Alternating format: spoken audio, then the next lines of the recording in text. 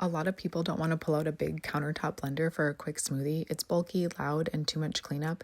This smoothie blender I've been testing fills that gap. It's simple and way less mess, but it still gives results surprisingly close to a high-powered blender. This is a full 14-piece set. You get the 1300-watt motor base, which is noticeably stronger than most personal blenders, and it has suction cups on the bottom to keep it steady.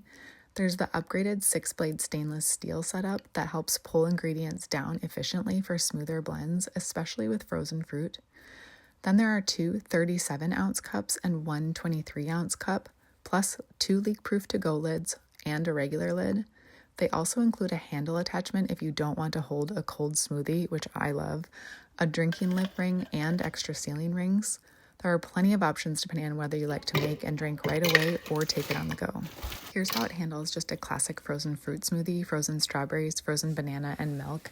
The way you operate it is really simple. Just load your ingredients, twist on and secure the blade, and then push down and twist to lock in place if you want hands-free blending, or you can just press down to pulse. It pulls everything down quickly and blends into a very thick, smooth texture. There's no chunks and no stopping to shake the cup. The texture is similar to what you'd expect from a full-size, high-powered blender. I was very impressed. And bonus points because the cups and lids are dishwasher safe for easy cleanup. Next up, straight almonds. It grinds them evenly without the motor struggling, and that's where the 1300-watt motor really stands out, especially for this price point. It also has some built-in safety features: overheat protection that shuts off if the motor gets too warm, and heat dissipation vents that help it handle longer blends without stressing the motor. This gives it a sturdier, longer-lasting feel than most personal blenders, especially in this price range.